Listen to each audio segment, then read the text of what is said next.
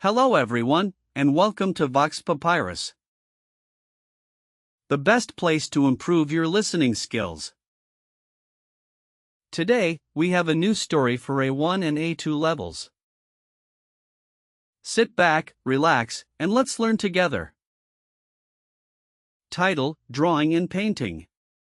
Chapter 1: A Rainy Saturday. It is a rainy Saturday morning in Greenfield. The sky is gray, and the rain falls steadily against the windows of Alex's apartment. Alex stands at his window with a cup of tea in his hand. He watches the raindrops slide down the glass. What should I do today? Alex thinks. He cannot go to the park. He cannot go fishing with Tom. The weather is too bad for outdoor activities. His phone rings. It is his sister Lily. Alex answers the call. Hi, Lily. How are you? Alex says. Hi, Alex. I am great. I am painting right now, Lily says. What are you doing? Nothing, Alex says. It is raining, and I do not know what to do. Why don't you try drawing? Lily suggests. You do not need to be good at it. Just try. It is fun and relaxing. Drawing? I have not drawn anything since I was a child, Alex says. That is okay. Lily says. Everyone can draw. You just need paper and a pencil. Do you have those? Alex looks around his apartment. He has a notebook and several pencils on his desk. Yes, I have them, he says. Good. Start simple. Look at something in your room and try to draw it. Do not worry about making it perfect. Just enjoy the process. Okay, I will try, Alex says. Thank you, Lily. After the call, Alex sits at his kitchen table. He opens his notebook to a blank page. He picks up a pencil. He looks around the room for something to draw. On the table, there is a coffee mug. It is a simple white mug with a blue stripe around the middle. Alex decides to draw it. He starts with the shape. He draws an oval for the top of the mug. Then he draws two lines going down for the sides. He draws a curved line at the bottom.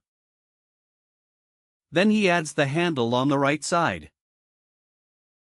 He looks at his drawing. It does not look exactly like the mug, but it is recognizable. Alex can see that it is a mug. He smiles. Not bad for a first try, he thinks. He tries again.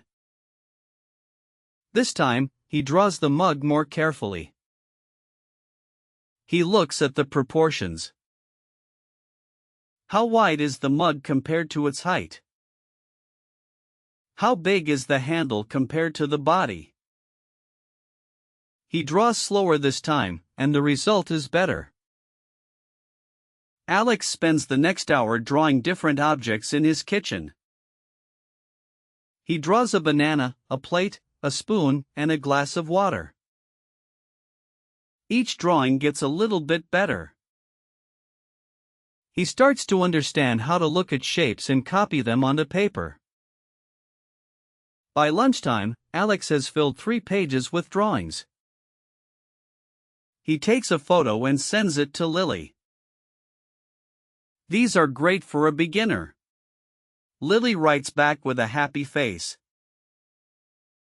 You have a good eye for shapes. Alex feels proud.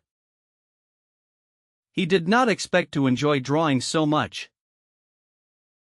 It is quiet, peaceful, and satisfying. Chapter 2, Lily's Art. That evening, Alex and Lily have a video call. Lily shows Alex her studio.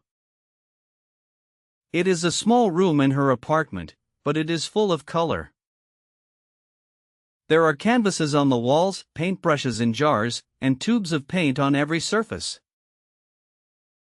The floor has spots of paint in many colors. This is my happy place, Lily says, turning the camera around the room. It looks amazing, Alex says. How many paintings have you made? Hundreds, Lily says. But most of them are practice pieces. I only keep the ones I really like. She shows Alex some of her paintings. One is a landscape of a green valley with mountains in the background. The colors are bright and beautiful. Another is a portrait of their grandmother Maggie, sitting in her favorite armchair with her cat on her lap. This one of Grandma is incredible, Alex says. It looks just like her. Thank you, Lily says. It took me 3 weeks to finish. Portraits are very difficult because everyone knows what a person looks like. If you get the eyes or the nose wrong, people notice immediately. Lily explains the basics of art to Alex. She tells him about different types of art materials. First, there are pencils, she says. Pencils come in different hardnesses. An H pencil makes light, thin lines. A B pencil makes dark, soft lines. For drawing, I use a 2B pencil most of the time. Then there are colored pencils, she continues. They are good for adding color to drawings. You can blend different colors together by pressing gently and layering them. For painting, the most common types are watercolor, acrylic, and oil paints. Watercolors are transparent and soft. They are good for landscapes and delicate pictures. Acrylics are thicker and dry quickly. They are the most popular because they are easy to use. Oil paints are the richest in color, but they take a long time to dry. Sometimes days or even weeks. What do you use? Alex asks. Mostly acrylics, Lily says. They are versatile. I can make them thin like watercolors or thick like oil paints. And they dry in about 30 minutes, so I can work quickly. She also tells Alex about different tools.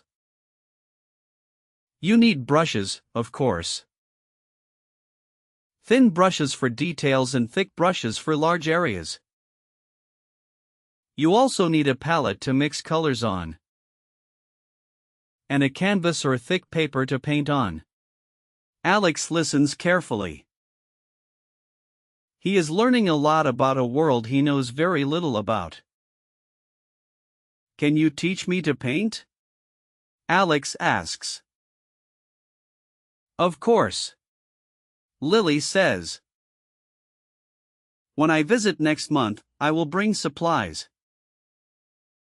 We can paint together.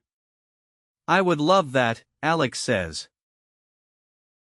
Chapter 3, The Art Supply Shop. The next day is Sunday.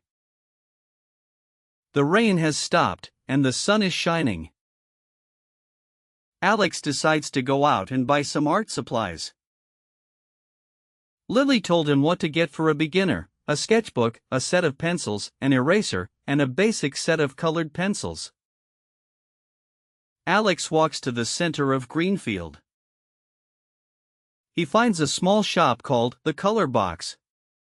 It is next to the bookshop on Main Street. Alex has walked past it many times, but he has never gone inside. He opens the door.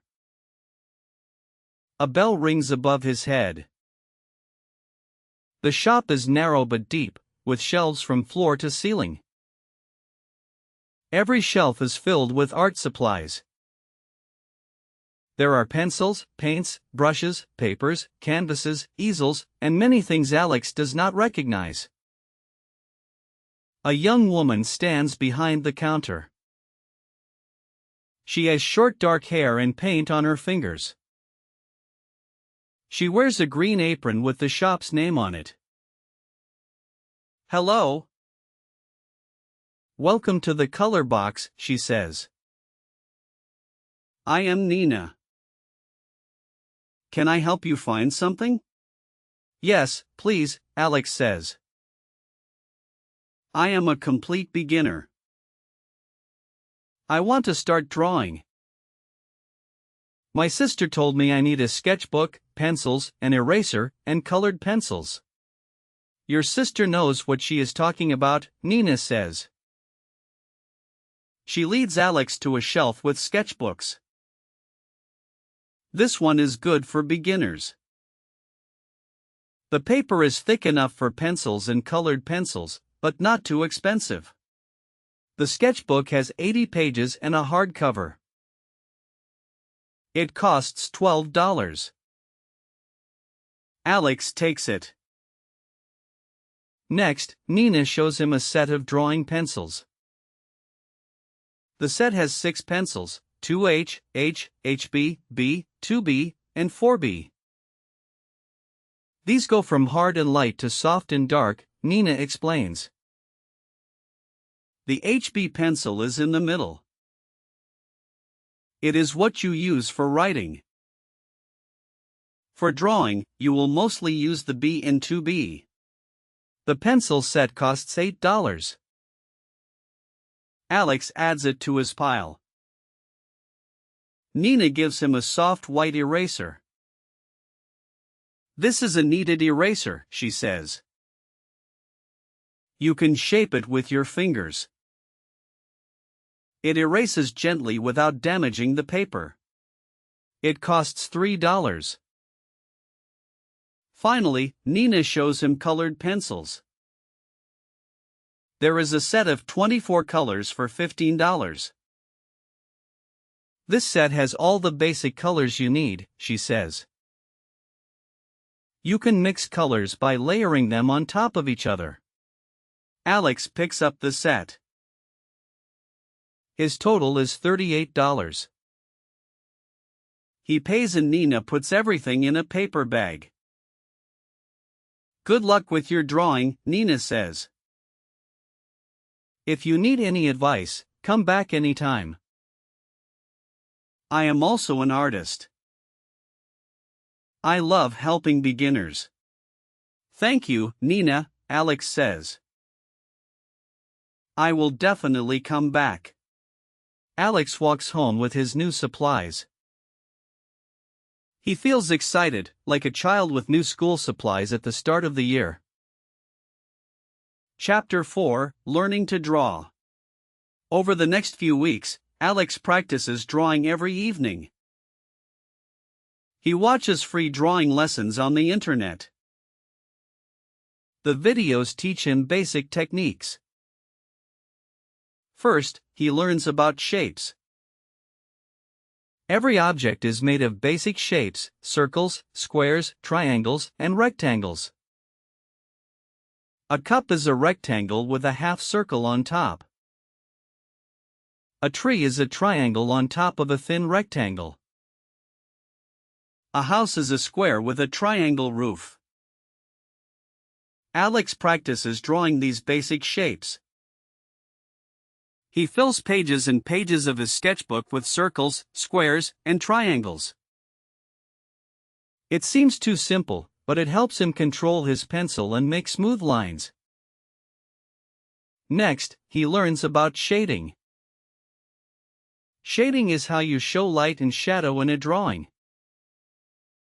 When light hits an object, one side is bright and the other side is dark. To draw this, you press harder with your pencil on the dark side and lighter on the bright side. Alex practices shading on a circle. He makes one side very dark and the other side very light. The circle starts to look like a ball, a three-dimensional sphere. Alex is amazed at how shading can make a flat drawing look real. He also learns about proportions. Proportions are the sizes of different parts compared to each other.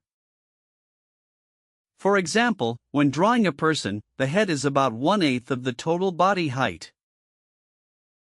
The arms reach to the middle of the thighs. Getting proportions right is very important for making drawings look natural. Alex draws every day. He draws objects in his apartment, his lamp, his books, his shoes, his guitar. He draws food, an apple, a slice of bread, a bowl of soup. He even draws his own hand, which is very difficult but very good practice. One evening, Alex tries to draw his neighbor Sarah's cat, Whiskers. Whiskers sits on the windowsill between their apartments, looking out at the birds. Alex quickly sketches the cat before it moves. The drawing is not perfect, but it captures the cat's relaxed pose. Alex shows the drawing to Sarah the next day. "That is Whiskers," she says, delighted. "You drew that? It is wonderful. Can I keep it?" "Of course," Alex says, tearing the page carefully from his sketchbook. Sarah puts the drawing on her refrigerator with a magnet. Alex feels very happy that someone likes his art. Chapter 5: Colors and Painting. When Lily visits Greenfield the next month, she brings art supplies with her. She has a set of acrylic paints, brushes, a palette, and 2 small canvases. "Today, we paint," Lily announces when she arrives at Alex's apartment. They set up on the kitchen table. Lily covers the table with old newspapers to protect it from paint. She opens the paint tubes and squeezes small amounts of each color onto the palette: red, blue, yellow, white, and black. "With these 5 colors, you can mix almost any color you want," Lily says. "Really? Just 5 colors?" Alex is surprised. "Yes. Red and blue make purple. Blue and yellow make green. Red and yellow make orange. And you can add white to make any color lighter, or black to make it darker." Lily demonstrates on the palette. She mixes blue and yellow together, and it becomes a beautiful green. Then she adds a little more yellow, and the green becomes brighter.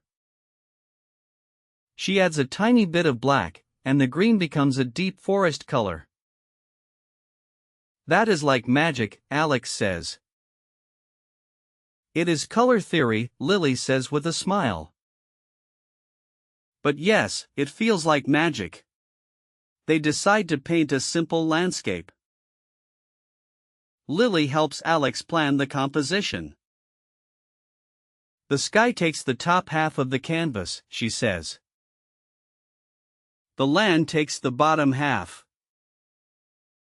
And you can add a tree or a house in the middle." Alex dips his brush in blue paint and starts painting the sky. It is harder than he expected.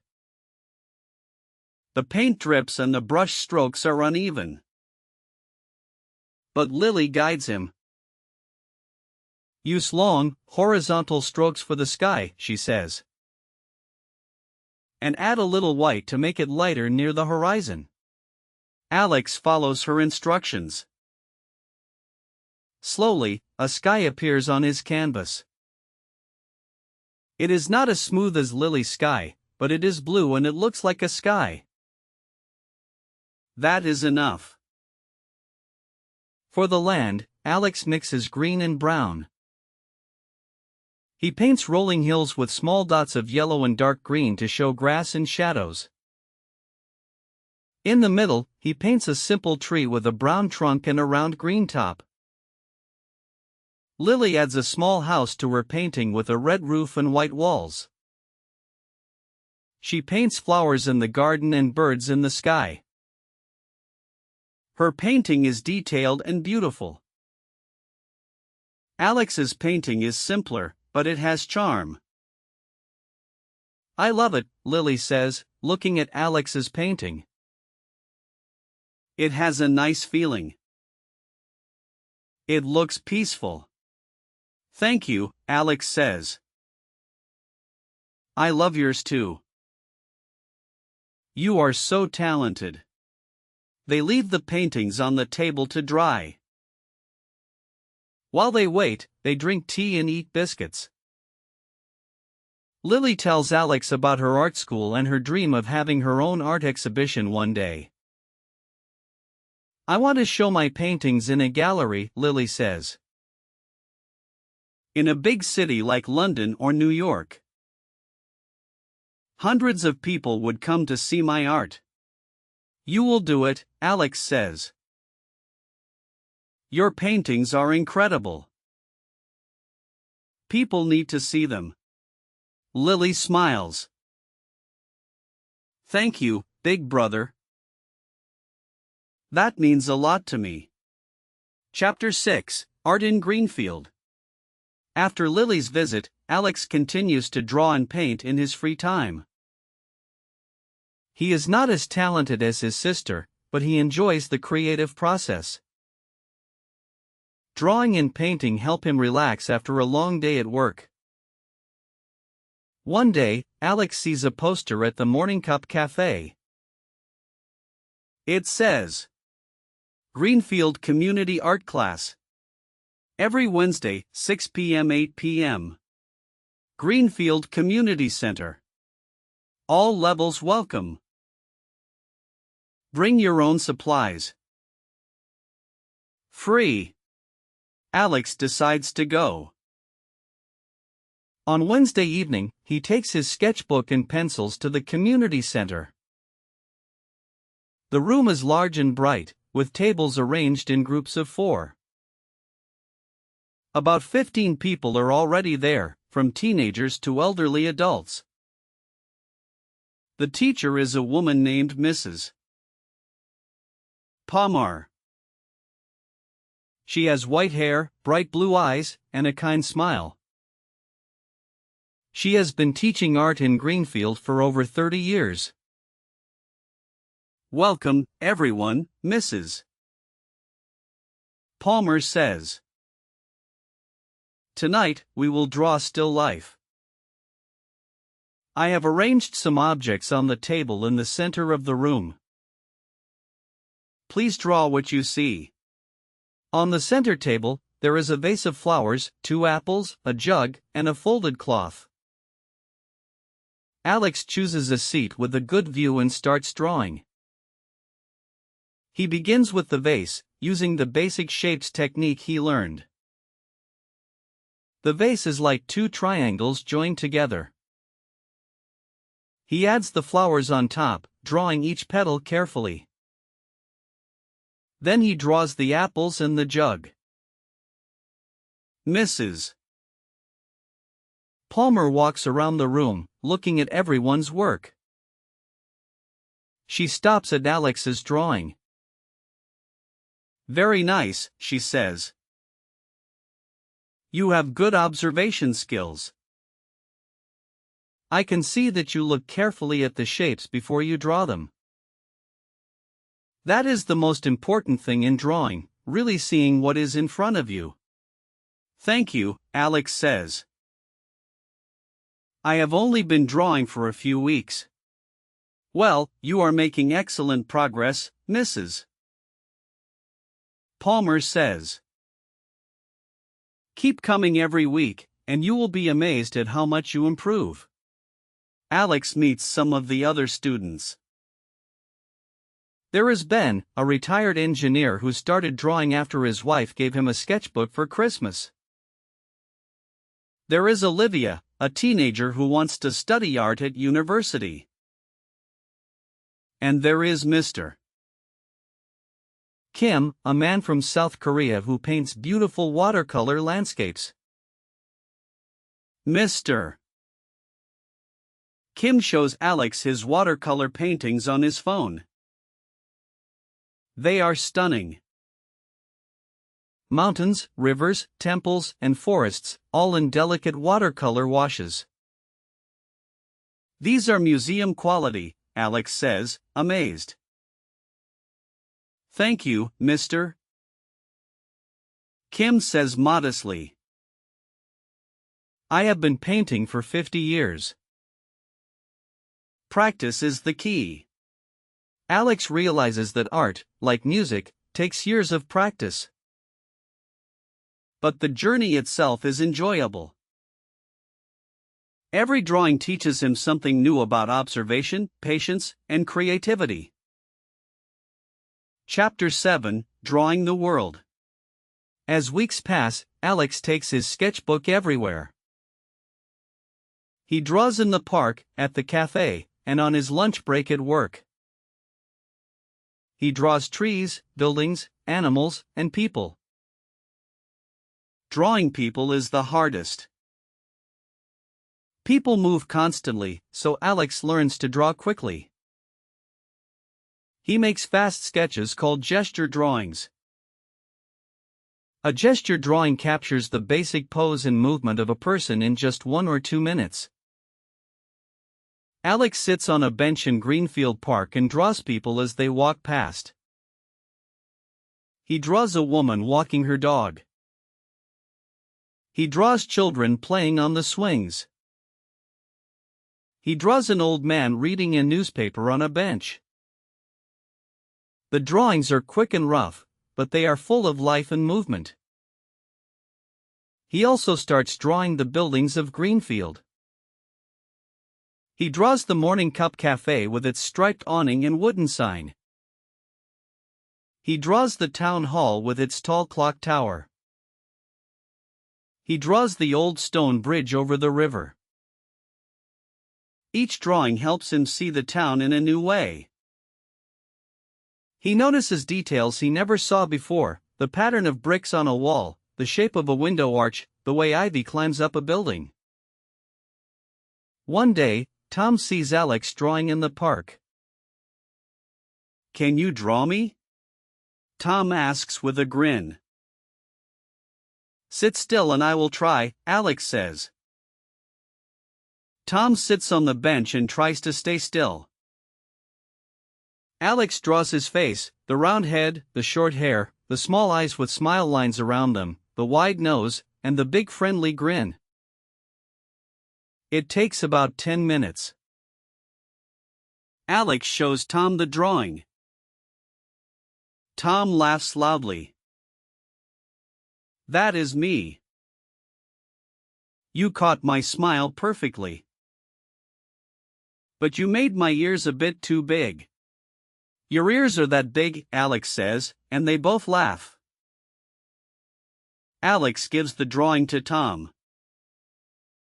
Tom folds it carefully and puts it in his wallet. I will keep this forever, he says. Art, like music, has become a part of Alex's daily life. It does not matter that he is not a professional artist. What matters is that he enjoys it, it helps him see the world more carefully, and it gives him another way to connect with the people he loves. Chapter 8, A Trip to the Art Museum. One Saturday, Emma invites Alex to visit the Greenfield Art Museum. It is a small museum near the river, in an old brick building with large windows. I go there every few months, Emma says. They always have new exhibitions. This month, there is an exhibition of landscape paintings. Alex and Emma meet at the museum entrance at 10 o'clock in the morning. The entrance fee is $5 for adults. They pay and go inside. The museum has 3 rooms. The first room has old paintings from the 1800s. They are oil paintings in heavy gold frames. Alex looks at a painting of a countryside scene. There are green fields, a blue sky with white clouds, a farmhouse with a red roof, and cows eating grass near a river. Look at the detail, Emma says, pointing at the painting. You can see every leaf on the trees. You can see the reflection of the clouds in the water. The artist spent months on this painting. Alex stands close to the painting. He can see the individual brush strokes. The paint is thick in some places and thin in others. Up close, it looks like a mess of colors. But when he steps back, the colors come together to form a beautiful, realistic scene. That is amazing, Alex says. How can something that looks so messy up close look so perfect from far away? That is the skill of the artist, Emma says. They know how the eye works. They know that the brain puts the colors together. You do not need to paint every tiny detail. You just need to suggest it. They move to the second room. This room has modern art. The paintings here are very different from the first room. There are no realistic landscapes. Instead, there are abstract paintings with bold colors and strange shapes. One painting is just a large canvas with blocks of red, orange, and yellow. There are no objects, no people, no landscape. Just color. What do you think of this one? Emma asks. Alex looks at it for a long time. I am not sure, he says honestly. I do not understand it. What is it supposed to be? It does not need to be anything, Emma says. It is about the feeling the colors give you. When you look at it, how do you feel? Alex looks again. The warm colors remind him of a sunset, of a campfire, of autumn leaves. He feels warm and calm. I feel warm, he says. Like sitting by a fire on a cold night. That is exactly what the artist wanted, Emma says. Art does not always need to show something real. Sometimes it just needs to make you feel something. Alex nods slowly. He is starting to understand. Art is not just about copying what you see. It is about expressing feelings, ideas, and emotions. There are many ways to do this. Some artists paint realistic pictures. Others use shapes and colors. Both are valid. The third room has the special landscape exhibition.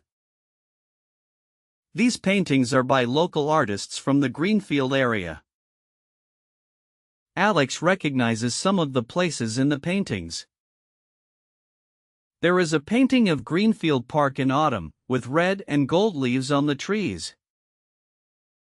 There is a painting of the river at sunset, with the water glowing orange and pink. There is a painting of the old stone bridge covered in snow. Alex stops in front of one painting that catches his eye.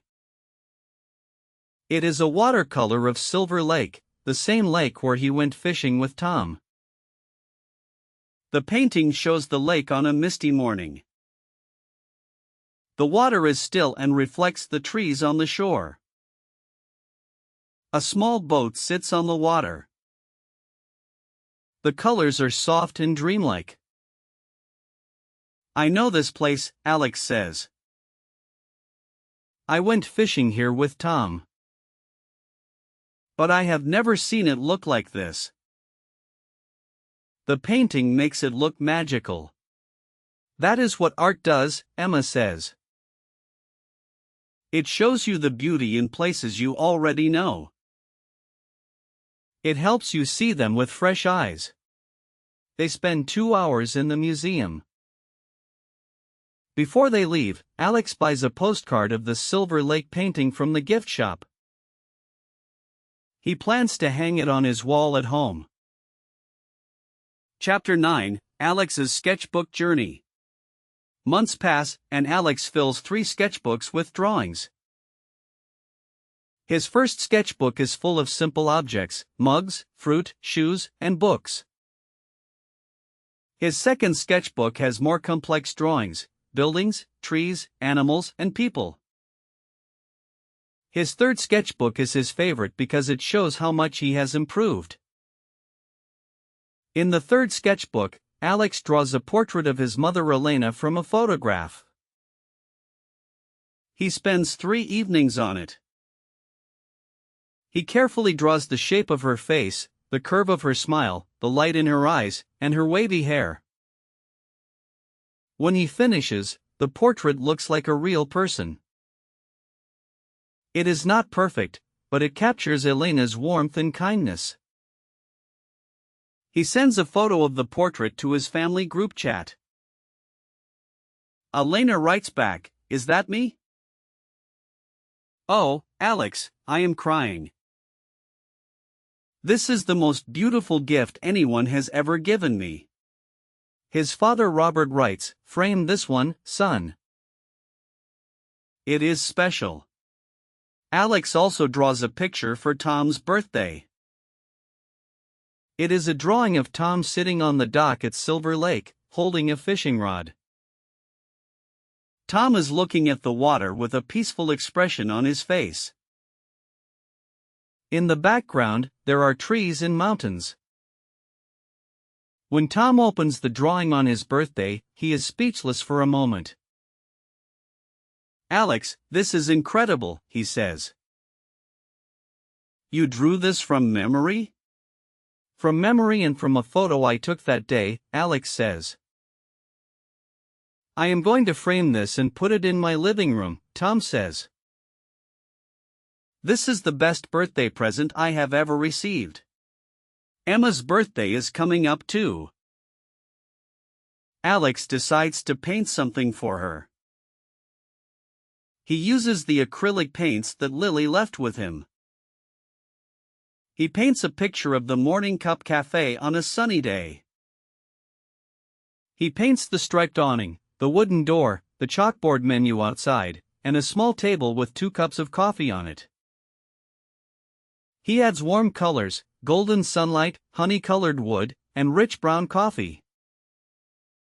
It takes Alex a whole weekend to finish the painting. He is nervous about giving it to Emma. What if she does not like it? What if the painting is not good enough? But when Emma opens the gift, her face lights up with joy. "Alex, you painted this?" "It is our cafe." "Oh, look at the little coffee cups. I love every detail." She hugs Alex tightly. "You are full of surprises, Alex." First the guitar, now painting. What is next? Alex laughs. I do not know. Maybe dancing? I would pay to see that, Emma says, and they both laugh.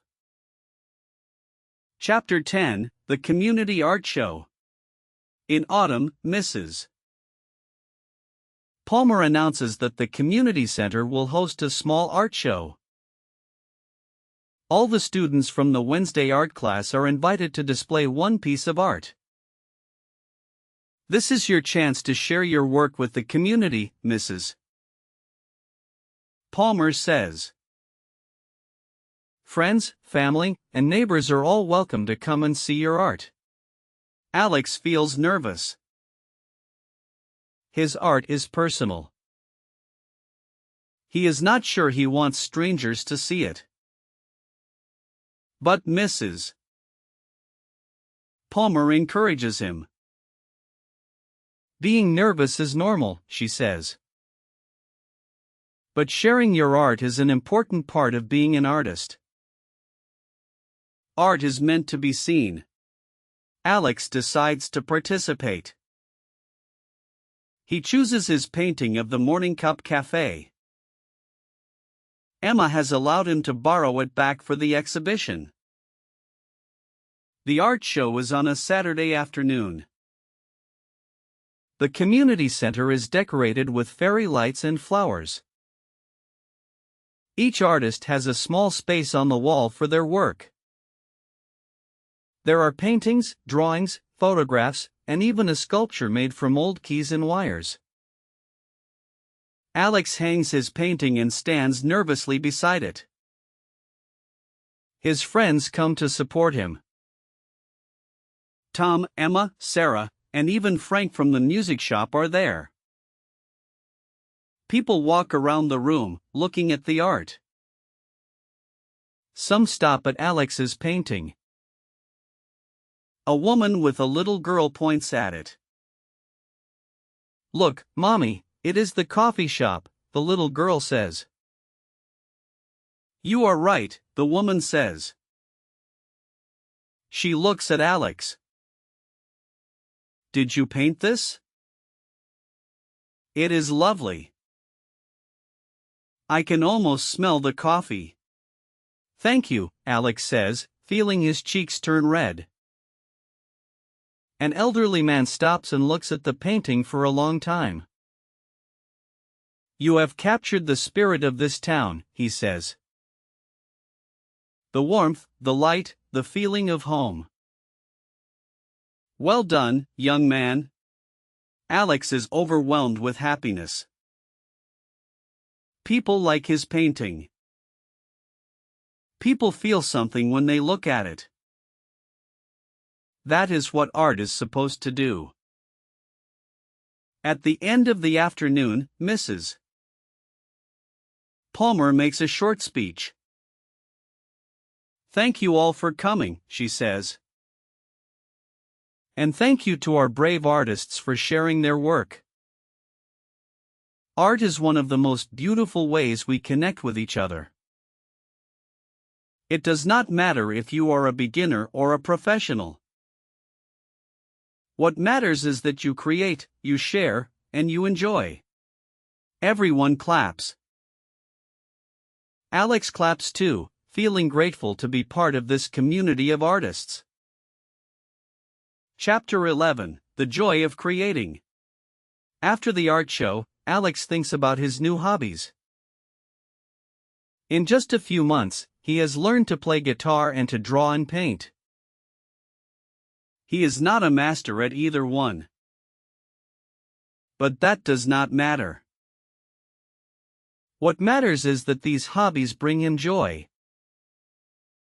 When he draws, the world becomes quiet. His mind stops worrying about work, bills, and responsibilities. He focuses only on the line, the shape, the shadow. It is like meditation. When he paints, he enters a world of color.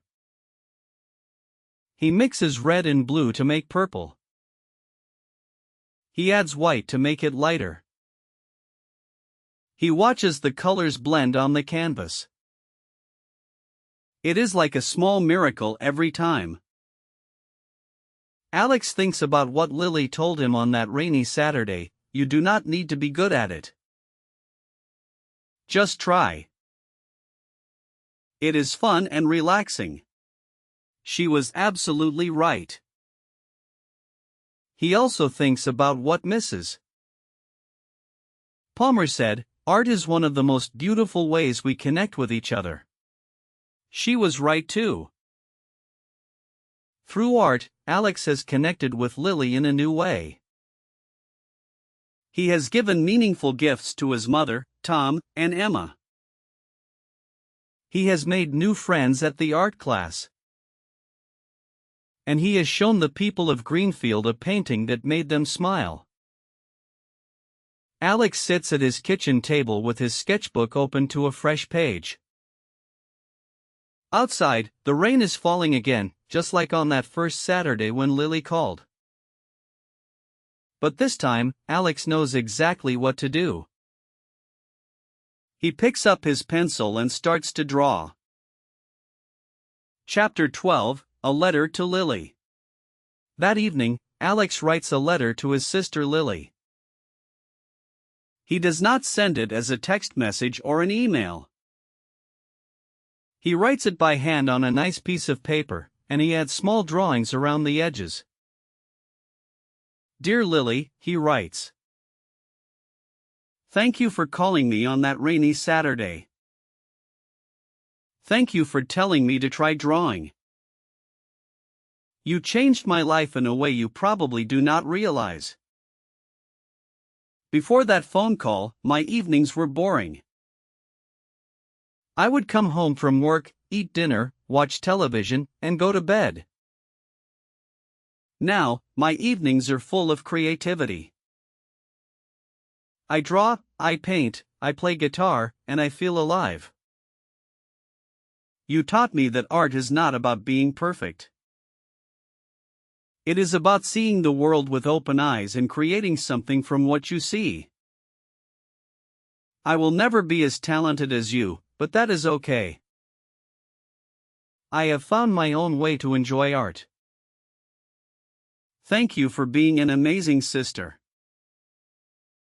I am so proud of you and your talent. I cannot wait to visit your first gallery exhibition one day. I know it will happen. With love and many drawings. Alex. He draws small pictures around the letter, a paintbrush, a guitar, a coffee cup, a cat, and a smiling sun. He folds the letter, puts it in an envelope, and writes Lily's address on the front. He will post it tomorrow morning. Alex looks around his apartment. It has changed in the past few months. On the wall, there is his painting of the landscape he made with Lily. On the desk, there are his sketchbooks and pencils. On the shelf, there is his red guitar. On the windowsill, there are small tubes of acrylic paint and a jar of brushes. His apartment used to be plain and ordinary. Now it is colorful and creative. It reflects who Alex is becoming, a person who listens to music, draws what he sees, and paints what he feels. Alex smiles. He remembers a quote that Mrs. Palmer shared in class last week, "Every child is an artist." The problem is how to remain an artist once you grow up. This quote is by Pablo Picasso, one of the most famous artists in history. Alex thinks Picasso was right. When we are children, we draw, we paint, we create without fear. We do not worry about being good or bad. We just enjoy making things. As adults, we forget this. We think we are not talented enough. We think art is only for special people. But art is for everyone. Anyone can draw. Anyone can paint. Anyone can create. You just need a pencil, a piece of paper, and the courage to make a mark. Alex makes one more mark in his sketchbook before he goes to bed. He draws a small star. It is not perfect. One of the points is longer than the others. But it is his star, made by his hand, and it shines on the page. Drawing has taught Alex an important lesson: you do not need to be perfect at something to enjoy it. The joy is in the doing, not in the result. And every day, his drawings get a little bit better. One line at a time, one shape at a time, one page at a time. Thank you for listening to this story. We hope you enjoyed it. See you next time on VoxPapyrus.